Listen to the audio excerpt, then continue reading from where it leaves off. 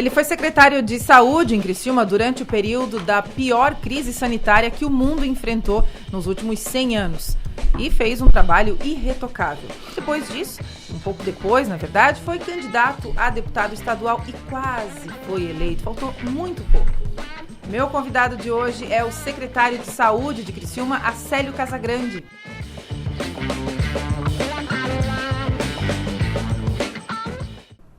Seja bem-vindo, Acélio.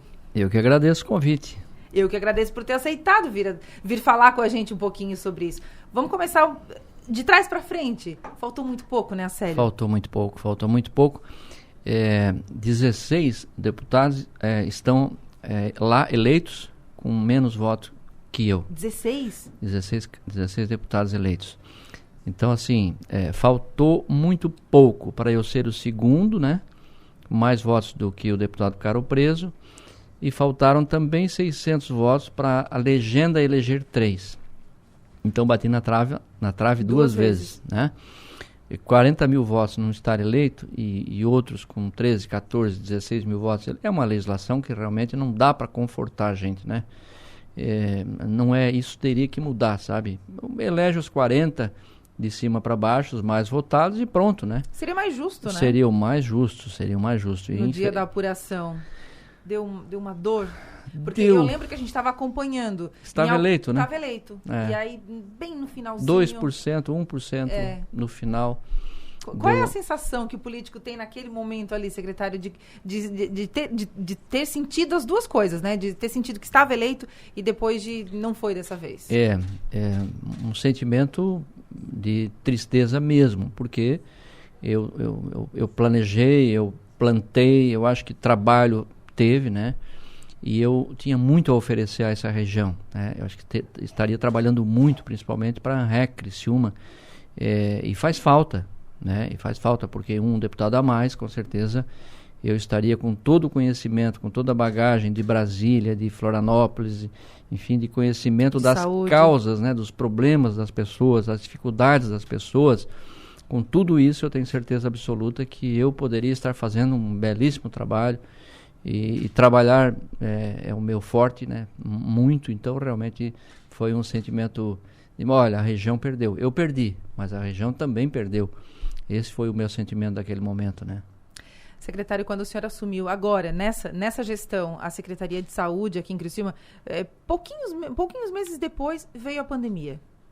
E eu lembro que foi até interessante, porque tinha uma foto de quando o senhor assumiu, assinando, né, a posse, e eu acho que uma foto tipo de um ano depois, já durante o trabalho com a pandemia, e eram 2 Acélios, né, porque o Acélio antes e depois, que acabou, né, perdendo muito peso, trabalhando muito e tal. O senhor imaginava que em algum momento ia passar por algo parecido do que foi o enfrentamento à pandemia? Eu acho que Deus coloca a gente nos locais em que Ele define, né, para estar naquele momento. Eu não imaginava, né, enfrentar uma pandemia, né? Eu estou desde 1994, trabalhando com saúde pública, né, sendo referência e com case de sucesso na implantação já do Programa Saúde da Família, quando fui buscar esse programa e trouxe e saiu daqui como a referência para o Brasil. O Programa Saúde da Família, hoje Estratégia de Saúde da Família, depois os 24 horas que se transformaram em UPAs para o Brasil, o 192 que se transformou no nosso SAMU nacional. Então tem uma história, né, de exemplos para o Brasil. E a pandemia não poderia ser diferente também naquele momento. E nós imediatamente começamos então a chamar as forças para discutir o assunto. Infectologistas, pneumologistas, pessoas que tinham conhecimento também da área de saúde e com muito zelo buscar aquilo que pudesse causar o menor estrago possível, né? Por exemplo, o centro de triagem criado em Criciúma, que serviu de exemplo para o Brasil, quantas pessoas deixaram de estar no pronto-socorro se contaminando por estar sendo triadas antes, né, de se contaminar no meio daqueles que já eram contaminados. Então, começamos a criar programas e outros, o sistema de inovação, com o nosso Minha Vacina, o Tele-Covid, que hoje é o Tele-Saúde, está virando referência também para o Brasil. Então, o momento foi de muito, muito trabalho, mas de pensar muito também, chamando as forças vivas, né? Quando o prefeito Salvaro e eu começamos a chamar a SIC, CDL, para dizer, olha, não adianta deixar as pessoas nas suas casas, mas com a geladeira vazia. Né? Como é que elas vão estar se sentindo com fome e com os filhos passando fome por causa da pandemia? Então começamos a criar formas das pessoas também terem sobrevivência, né? Então foram momentos muito difíceis, desafiadores, mas que valeu a pena o peso perdido.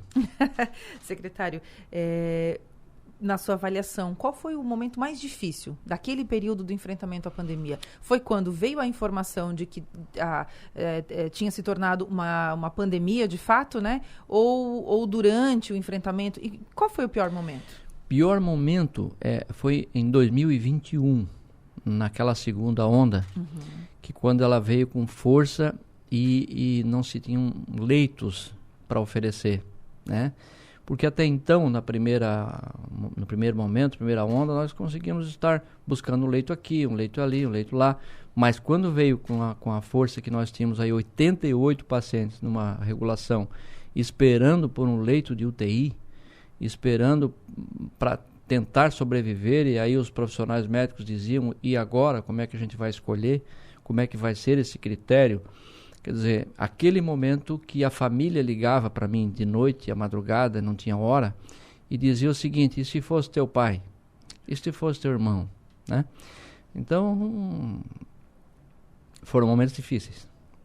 Ali, eu me senti impotente. Né? Mas que força é essa que eu preciso ir buscar para poder ajudar essa gente? E aí foram aqueles 45 dias que abrimos o Hospital do Rio Mãe, né?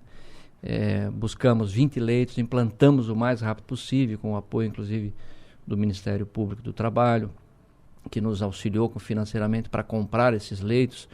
Então, salvar uma vida naquele momento era a coisa mais importante para mim. Olha, o senhor de 90 anos está internado no Hospital de Morro da Fumaça. O que a gente faz? Ele precisa ele precisa entubar, ele precisa ser transferido. O que a gente faz? Como é que faz? Então tinha que ter aquela tranquilidade de poder escolher o melhor para aquele cidadão como se fosse o meu pai. Né? Então foram momentos ali que foi o pior momento da pandemia, onde não tinha como salvar as pessoas. Né? Você imagina tu tentando ir buscar o ar e não ter o ar.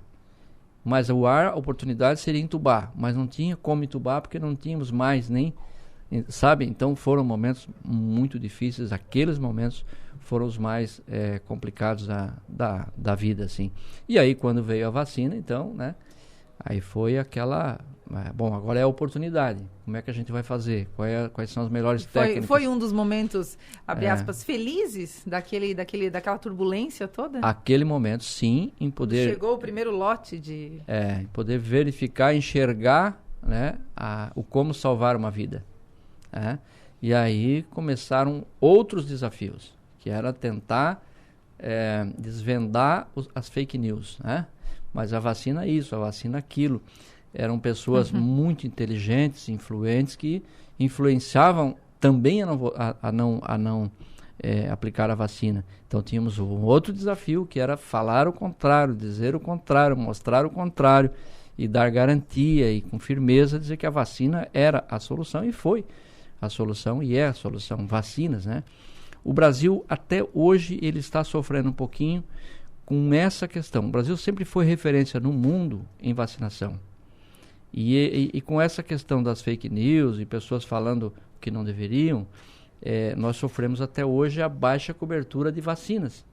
Por essas falas, a gente está vendo o reflexo disso agora, né? Por essas falas, outras, né? Com vacinas de gripe e tudo mais. Então a pandemia foi um aprendizado, a pandemia foram momentos assim de dizer, olha, a vida é assim. Mas tem um senhor de 100 anos, ele está com Covid, mas nós vamos tentar salvar ele, mesmo com 100 anos. Aí esse conseguia sair e ficava bem. Aí um outro amigo da gente, próximo da gente, né?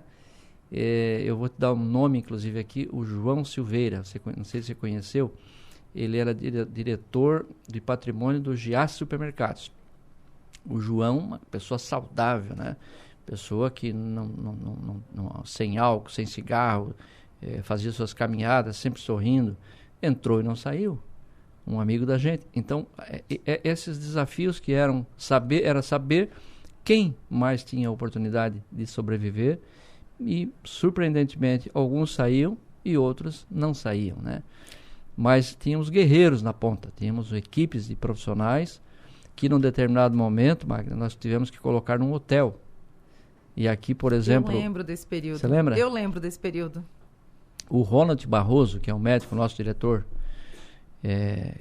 técnico da Secretaria da Saúde, ele tinha um bebê de poucos meses e ele foi para o hotel e atendia no centro de triagem e ficou ali 1 mês, 2 meses, não me recordo agora, mas ficou por um bom tempo sem ir à sua casa ver o seu bebê. Nossa, de medo que o bebê mais essa fase, pegasse o Covid ou a família, né, fosse também passasse por isso. Então, realmente, os guerreiros da saúde foram fantásticos. Eu acho que eles estiveram presentes e não mediram esforço. Perdemos alguns profissionais e foi toda uma estruturação diferente. E é importante ressaltar que o trabalho que foi feito em Criciúma, para quem está nos vendo de fora ou para quem não morava aqui à época, enfim, o trabalho na saúde que foi feito em Criciúma, ele acabou se tornando referência para toda a região da ANREC, né? Então, eu lembro que aconteciam algumas reuniões com os prefeitos vizinhos das cidades vizinhas, porque aquilo que era definido aqui era implantado nas outras cidades, porque funcionava, porque dava resultado. Então, tem isso também. Secretário, o secretário de saúde dorme com o celular desligado ou não? Nunca. Nunca? Toca de madrugada esse telefone? Toca. Muitas vezes não acorda, né?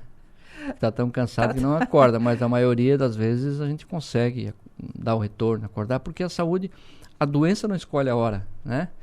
Ela em determinados momentos, uma família vai pedir socorro a quem, né?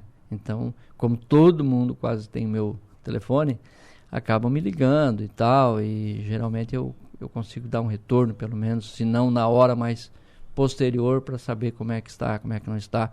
Não é fácil, isso custa um... eu ia dizer, né? Não cansa, não chega um momento em que cansa, porque, né? Você tem o descanso interrompido e nunca é para trazer uma boa notícia, né? Ninguém liga de madrugada para dizer, que legal, né? Não ligam, não. Ligam para realmente pedir ajuda, pedir apoio. Mas o mais gratificante disso tudo, Magda, é quando você, e aí durante a campanha, né, eleitoral, o prefeito Salvário, que andou muito comigo, e outros, né, os vereadores que também andaram com a gente, o mais bonito disso tudo é a gratidão. Eu ia perguntar, as pessoas também te procuram para agradecer pela ajuda, porque saúde é uma coisa que sempre mobiliza a gente, né? Comove a gente. E impressionante assim, moças de 18, 20, 25 anos, e a mãe chega e diz assim, você não conhece, mas você salvou a vida dela.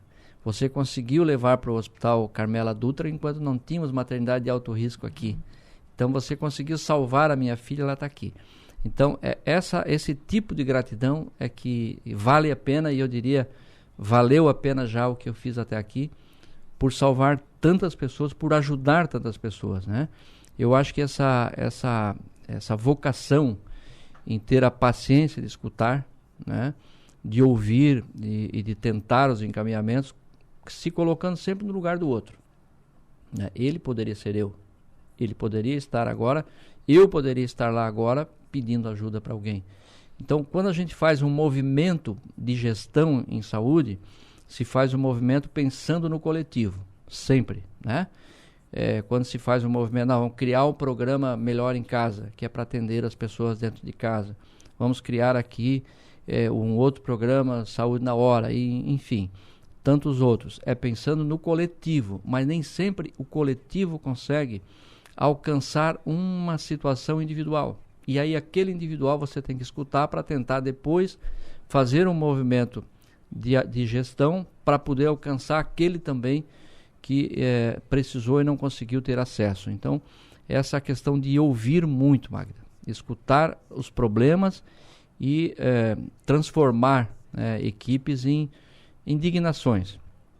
Eu sempre digo para a nossa equipe, vocês têm que se indignar com as coisas em que não caminham. Você tem que se indignar com não aquele pode acostumar com aquilo que não está funcionando. funcionando. Não pode acostumar com aquilo que não está funcionando, né? Hoje cedo, por exemplo, eu estava, eram 7 horas da manhã, um cidadão me ligou e tal, eu não estou conseguindo ligar para a unidade tal. Então você vai ver o que é que está acontecendo para tentar arrumar para que o coletivo se beneficie, não o individual, mas o individual traz e tu tem que transformar aquilo como se fosse um problema para muitos, né? E ouvir as pessoas, atender as pessoas, foi um dos motivos que te fez fazer tanto voto em Criciúma na última eleição? Foram 26? 27 mil votos. Só em Criciúma, né? Foram 40 mil ao todo, mas só em Criciúma foi quase 27 mil. Na história, eu sempre digo isso, as votações que aconteceram nunca foi por você verificar, o Acélio comprou um voto. Não, todas as votações. Eu fui o vereador mais votado da história de Criciúma em 2000. E em percentual, ainda eu sou o que mais teve voto para vereador. Foram 3.800 votos na época, e era uma legenda praticamente sozinho, né? Depois eu fui candidato a deputado federal, eu fiz exatamente 27 mil votos, quase 27 também, faltou um pouquinho. Também em percentual e pela data, também é a maior votação da história. E agora para deputado estadual também, né, o dobro do segundo nessa eleição e praticamente 5 mil votos a mais do que o prefeito Salvaro fez em 2006, se não me falha a memória. Então, essa votação é fruto, é resultado de trabalho e de ouvir as pessoas. E um vai falando para o outro, né? Olha, aconteceu isso comigo, ajudou aqui. E não foi só em Criciúma, né? Eu me recordo como em outras cidades também, das pessoas comentando, não, quando a gente procurou, a gente estava lá, a gente estava aqui, a gente conseguiu. Então, é algo que se faz com amor, sabe? E com vocação mesmo, com dedicação, porque mexe com pessoas, mexe com vida. Eu tenho dito isso sempre. A Secretaria da Saúde, ela é diferente de uma outra secretaria. Não que eu esteja aqui falando porque... mas ela tem uma diferença. Ela mexe com a vida de uma pessoa em determinado momento, né? Você tem a educação, você tem toda uma estrutura, claro, com professores e tal, mas a saúde, ela mexe muitas vezes com uma situação individual de um cidadão que não conseguiu, por exemplo, chegar a uma cirurgia, a um exame de alta, enfim. Então, a saúde, ela é diferenciada. Esses votos que vamos dizer que eles migraram, né? Porque o senhor saiu do MDB, foi para o PSDB e os votos são teus, né? Foram teus esses votos, não foram porque partido, porque isso, porque aquilo. Então, a gente pode concluir que foi, né? O senhor levou os votos com o senhor para quando foi para o PSDB. Para as eleições de 2024, o senhor vai ficar desconsiderado tudo isso ou o senhor vai querer participar do processo eleitoral? Eu acho que é um patrimônio eleitoral, Magda, que não dá para desconsiderar, né? É um patrimônio eleitoral. É claro que nós vamos discutir isso com muita frieza a partir do ano que vem, com muita tranquilidade. Vamos deixar passar esse ano, aproveitar ainda que tem esse ano para poder trabalhar, fazer ainda muita coisa. Eu quero trazer transplante de fígado para Criciúma, né? Implantamos transplante de rim, já são 53 transplantados no município de Criciúma, no Hospital São José, fruto de uma ação que eu, junto com o prefeito Salvaro, que era deputado e eu era secretário de Estado, depois ele era prefeito, nós somos a Brasília muitas vezes para trazer transplante de rim para cá, né? E nós são processos que demoram, fomos sempre com o prefeito Salvaro, nós sempre fomos independente de partido, nós sempre fomos muito parceiros na busca de encaminhamentos para a cidade, para a região. Então, o transplante de rim foi uma situação, a saúde auditiva foi outra, transplante de fígado nós queremos trazer e vamos trazer. A questão eu estava hoje ainda tratando disso, ainda tem procedimentos que só em Florianópolis vai muito carro ainda para levar. Você pegar hoje retina, por exemplo, cirurgia de retina. Não é possível que uma região como a nossa não tenhamos cirurgias de retina e tratamento de glaucoma. Então, nós estamos buscando esse trabalho também. Então, esse ano é ainda focar muito nisso, em fazer acontecer. E se acontecer no ano que vem, né, de ter esta oportunidade de estar numa candidatura, eu nunca fugi de estar numa candidatura. Eu sempre estive à disposição e eu acho que nós vamos ter a maturidade de construir o melhor possível para Criciúma e em toda a região. E as pessoas te pedem isso na rua? Porque o eleitor não tem filtro, é igual a gente aqui, né? Ele chega e pede. Célio, seja prefeito. Falam. Pedem. E aí você tem que saber também, não entrar nessa questão, mas deixar sempre uma vontade que pode surgir e isso tem que nascer mesmo da maior base possível, que são as pessoas, né? Eu acho que isso tudo é muito importante, né? Eu acho que temos aí boas candidaturas para a cidade de Criciúma, acho que temos que saber que se encontre o melhor caminho para a cidade. O prefeito Salvaro com certeza saberá construir isso também, ajudará muito nesse processo e nós estamos aí para nos ajudar, né? Eu acho que esse é o objetivo nosso da vida pública e fazer aquilo ainda que é possível ser feito dentro das possibilidades. Secretário, o senhor é gestor da área da saúde há quase 30 anos, mas o senhor não é da área da saúde de formação. Isso. O que te levou para a saúde? Foi ao acaso? Foi uma escolha? O que te levou? Eu acho que essa vontade, quando eu estava em um bairro, por exemplo, um bairro Sangão, né? E o José Augusto era o prefeito de Criciúma, e ele, num determinado momento, lá naquele bairro, numa festa de igreja, ele me disse assim: tu te filia ao MDB? Eu disse: me filio ao MDB desde que tu construa uma unidade de saúde aqui no meu bairro. Então acho que ali já começou a aflorar essa situação. Ali já estava sendo político. Já estava começando a construir essa situação. Eu passei por uma situação de vida ou morte num corredor no hospital com uma pneumonia quando adolescente, fruto de uma friagem muito forte, que eu trabalhava na agricultura com meus pais, e ali eu senti também que poderia um dia me salvar, se ajudar as pessoas na área da saúde. E começou a surgir isso. E quando o Eduardo Moreira me convidou para ir para a prefeitura, eu fiquei 3, 4 meses ainda não querendo ir, né, para a prefeitura. Eu era gerente da loja Santo Antônio aqui em Criciúma, e eu fiquei na dúvida porque o meu patrão dizia: não vá, né? Fique comigo, você está garantido nas empresas e tal. E aí ficava naquela dúvida, vai, não vai. Eu ficava na prefeitura e ficava nas lojas. Então foi uma questão muito de dúvidas. 8 meses depois que eu estava como chefe de gabinete na prefeitura, o secretário então, que era médico, saiu, né? E aí interinamente eu fui para a saúde e comecei a ouvir os médicos, ouvir a classe de saúde e ouvir a população. E aí, dali para cá, só vieram os programas e o trabalho que nos dá esse respaldo de gestão. Você tem que fazer gestão, você tem que fazer com que cada profissional esteja no lugar certo. O enfermeiro tem que ser enfermeiro, o médico tem que ser médico, o fisioterapeuta tem que ser fisioterapeuta, e assim vai. Eu acho que essa questão de administrar o setor, e não foi diferente no Estado, quando eu fui secretário de Estado também. Aliás, o Hospital do Santa Catarina, Magda, tem uma história tão bonita. Em 97 ele fechou, ele era do grupo do grupo Guglielmi, e em 24 horas, o prefeito era o Paulo Melera, eu era secretário da Saúde, nós reabrimos o Hospital Santa Catarina como pronto atendimento, e ficaram por anos patinando ali, né? Ficamos, não dava aqui, não dava ali, não dava lá, e aí o prefeito Salvaro botava 1.300.000 por mês para o Hospital Santa Catarina, e deu certo que assumi a Secretaria de Estado em 2018, e logo, né, focamos em transformá-lo em estadual, e assim o fizemos. Hoje, o valor do contrato do Estado com o Hospital Santa Catarina é de 6.300.000 por mês. Então imagine isso nas costas da Prefeitura de Criciúma, né? Seria inviável, não teria né? condições. Não teria condições. Mais de 250 partos por mês, enfim, um hospital que agora vai ser referência em oncopediatria, um hospital que vai ser referência em neuropediatria, inclusive cirúrgica. Então nós estamos crescendo com ele agora fortemente. Por isso que nos move aí a continuar nessa questão de saúde, porque dá para fazer e muitas coisas aconteceram, viu?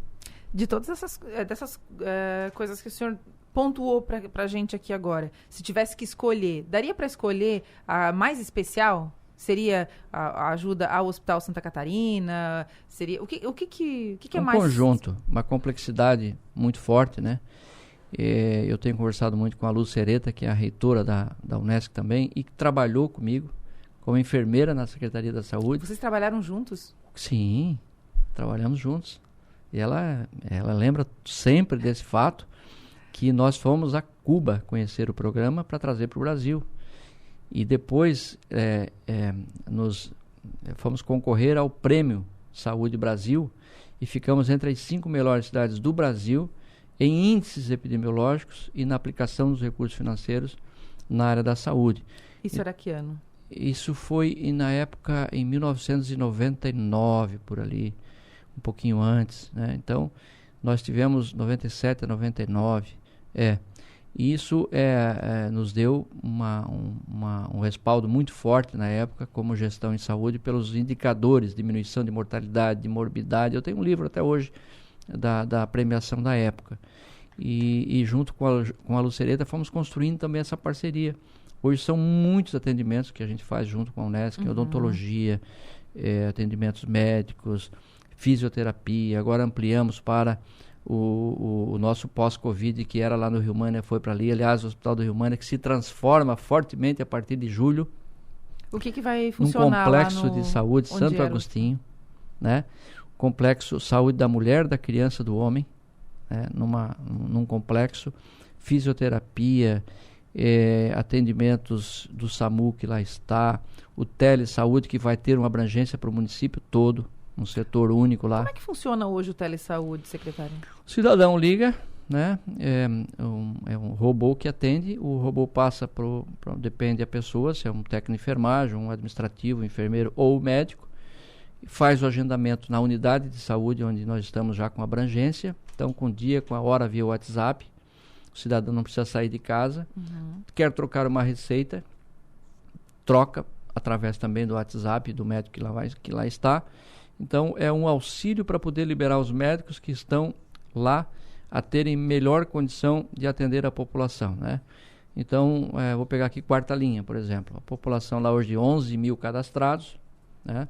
As pessoas irem de madrugada para pegar um número, não, agora elas fazem via WhatsApp com um dia, com hora, local marcado certinho no posto de saúde. Então nós vamos ter essa abrangência para a cidade toda para acabar de vez com as pessoas. Até quando que vai estar implantado na cidade toda? Olha, se tudo der certo, até agosto nós já estaremos com a cidade toda coberta pelo telesaúde. Nós estamos para apresentar a proposta para o prefeito Salvador para que ele dê o ok e a gente chame aí profissionais para poder dar essa cobertura para toda a cidade. E aí desafoga também as unidades de saúde, né? Enfim, os bairros e tudo mais. Desafoga, né? Porque, por exemplo, você tem uma receita de um medicamento que você sabe que é contínuo. Então, de 6 em 6 meses você tem que trocar a receita. Renovar. O médico, através do WhatsApp, troca, manda, aí você tira aquele paciente de uma consulta. Libera essa consulta para outras pessoas fazerem. Então, nasceu do telecovid, né? Que também, para não tirar as pessoas de casa, nós implantamos esse sistema, essa ferramenta, e através do WhatsApp a gente conseguia se comunicar, monitorar, né? Monitoramento esse que a gente também inicia com muita força no crônico. Eu preciso saber da cidade, dos 10 mil diabéticos, exemplo, onde eles estão, se eles estão compensados ou não. Se não estão compensados, gera uma amputação de dedo, de pé, de perna, ou vai para o hospital, interna, uma qualidade de vida muito inferior à que tem. Então, também essa questão monitoramento é importante na saúde pública. Então, é um complexo de coisas, né, de realizações, e uma coisa ajuda a outra. Então, a atenção primária, se não estiver funcionando bem, se o posto de saúde não estiver segurando o paciente lá com qualidade, com resolutividade, ele vai parar no especialista. Se ele vai parar no especialista, acaba tendo que ter exames de média complexidade, tomografia, ressonância, isso e aquilo, e aí acaba indo daqui a pouco para um pronto-socorro ou por uma UPA. Aliás, as UPAs, né, nasceram na Boa Vista e na Próspera, com as 24 horas. E aí levamos o modelo para o Brasil, e o Brasil hoje está aí com essas inúmeras UPAs, né? Então, isso é que nos dá aí a satisfação de dizer, tem uma passagem, né? Tem uma história. Tem muita história, né? De conquistas, né? Em todas essas histórias, tem algum arrependimento? O senhor tem algum arrependimento nessa trajetória política? Não. Eu não tenho arrependimento porque o difícil é você não tentar. Mas quando você, mesmo não dando certo, você tentou. Imagine eu hoje estaria dizendo, se eu tivesse sido candidato, eu poderia estar eleito. Eu fui candidato, não estou eleito por detalhes. Mas se eu não tentasse, né, como seria? Aquela eleição que eu fui candidato a prefeito, e que meu amigo Antonelli era o prefeito na época, e a gente conversava muito, né? Talvez ali tivesse deixado para que o Antonelli fosse para a reeleição. Deveria talvez ter batido o pé e ter dito, não, o Antonelli já está na prefeitura, ele tem direito de ir para a reeleição. Ali eu sempre me culpo um pouquinho, né, por não ter deixado ele ir para a reeleição naquele momento, porque poderia, como direito dele de ser. Mas assim, as coisas são assim mesmo, né? Onde é que o senhor se imagina daqui a 5 anos? O que quer estar fazendo daqui a 5 anos? Olha, tem muito pela frente. Tem muito pela frente. Daqui a 5 anos nós ainda vamos poder contribuir bastante, né? Talvez com ritmo menor, né? Assim, não com tanta intensidade, porque sábado, domingo, noites, feriados, não tem hora, não tem nada. Talvez me dedicar um pouquinho mais à família, irmãos, irmãs, filhos, netas, né? Talvez me dedicar um pouquinho mais a essa etapa da vida, né? Para compensar um pouco mais dessa ausência que tivemos nesse período todo. Como é que é a tua rotina hoje? Tu acorda que horas e dorme que horas? 6 horas da manhã. Tá acordado já? O meu horário, 6 horas. Vou dormir entre 11h30, meia-noite, por aí. Então 6 horas de sono é a minha média aí. 6 horas, finais de semana muitas vezes uma horinha a mais, né? Mas essa é a média. Acorda tarde no domingo, às 7 da manhã. 7 da manhã. E lá vai pro café da tia Bimba. Tem ido no café da tia Bimba? Claro, ué. Café da tia Bimba. É bom aquele café mesmo? Você tem que ir lá, Magda. Eu tenho vontade. Você tem que ir lá. Me convida pra ir no café da tia Bimba, Tem que ir lá no cafezinho da tia Bimba. Volta e meia eu vejo como é que é? Aqueles bolinhos virados lá, esqueci o nome. Que ela faz lá, esqueci o nome, gente. Meu Deus, cavaquinho. Bolinho, batata doce assada, rosca de polvilho. É disputado aquele café. E ainda briga quando a gente não vai. Ah, é? Opa, ela manda a mensagem, por que não apareceu? Eu quero nesse café da tia Bimba. Café da tia Bimba é bom. Secretário, de tudo isso que a gente conversou aqui agora, se fosse fazer uma avaliação desses 30 anos, né? Porque ainda bem que ele não ficou nas lojas Santo Antônio, porque as lojas já não existem mais, né? Mas existiriam, né? Se eu estivesse lá, né? Quem sabe seria uma rede do Acélio Casagrande, uma rede Acélio Casagrande. Verdade. Secretário, mas fazendo uma análise desses 30 anos, assim, o que o senhor mais tem orgulho? De ter feito mais pelas pessoas, né? De ter feito a mudança, porque na política muitos falam, né? Eu tenho conversado muito com o Salvador sobre isso. Muitos falam, né? Mas para botar a mão na massa, para fazer acontecer mesmo, não são muitos. Todo mundo contribui um pouco, mas para ir à frente, para ver você fazer um checklist, não, para chegar lá eu tenho que ter isso. Você acha que foi fácil para trazer transplante de rim para cá? Não foi.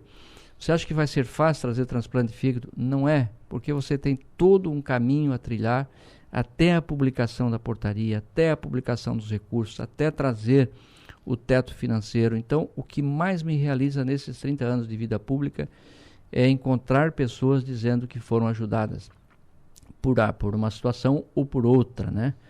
Então, é toda uma vida, né? Mas que com certeza valeu a pena, né? Eu sempre me dediquei muito aos meus pais, sabe, Magda? O meu pai faleceu com 95 anos, a minha mãe com 92. Eu estava em Brasília, nenhum final de semana eu fiquei lá, para não dizer que não fiquei nenhum, fiquei um, que tínhamos reuniões lá, eu tive que ficar lá. Mas eu estava sempre, sábados e domingos, cuidando deles, né, junto com meus irmãos, fazendo o melhor, porque se eu não fizer para os meus velhinhos, eu vou fazer para quem? Né? Eu tenho que ser exemplo para eles, para poder ajudar os outros. E quando eu encontro idosos, assim, E eu sempre pergunto, como é que tá? Estão te cuidando bem? Não estão te cuidando bem? Tá tudo certo? Porque eu percebo que esse afeto, esse carinho, ele é mais importante muitas vezes de que um tratamento médico. Eu fui no sábado na Boa Vista e disse para as recepcionistas, vocês perguntam o que as pessoas vieram fazer aqui? Ou vocês simplesmente dizem que esse atendimento não tem aqui? O acolhimento. Muitas vezes a pessoa vai na unidade de saúde não é para ir buscar só o atendimento médico. Ela quer atenção. Ela quer ser ouvida. E se você fizer o acolhimento, ela vai sair satisfeita. Pelo menos com orientações daquilo em que ela quer. E o que eu tenho percebido pós-pandemia? Muita impaciência. Muitas pessoas estão aflitas. A saúde mental é o grande desafio da gestão pública. Pode escrever, Magda. É um desafio enorme. Muitas pessoas ansiosas, depressivas, para não dizer buscando suicídio, né? Pessoas que precisam de atendimento saúde mental. Esse é um grande desafio da saúde pública daqui para frente. Pessoas que hoje a gente não consegue muitas vezes nem encaminhar para um local onde elas devem ser atendidas. Então, durante esses 30 anos, os movimentos feitos por nós, eles fizeram com que muita coisa mudou, não só em Criciúma, mas a partir de Criciúma, pelo Brasil afora. Então, realmente nos dá essa tranquilidade do dever cumprido. Para fechar, o secretário Acélio gostaria de ser prefeito de Criciúma? Muito de ter uma oportunidade ainda de ser prefeito, né? E é claro que para ser prefeito, depois do prefeito Salvaro, não vai ser fácil, né? Eu tenho dito para o Arleu também, que tem sido, que está trabalhando para ser candidato também, para o próprio Vaguinho, para o próprio Celito, alguns nomes que podem surgir. Eu acho que tem que fazer essa análise em conjunto e o prefeito Salvaro vai saber conduzir.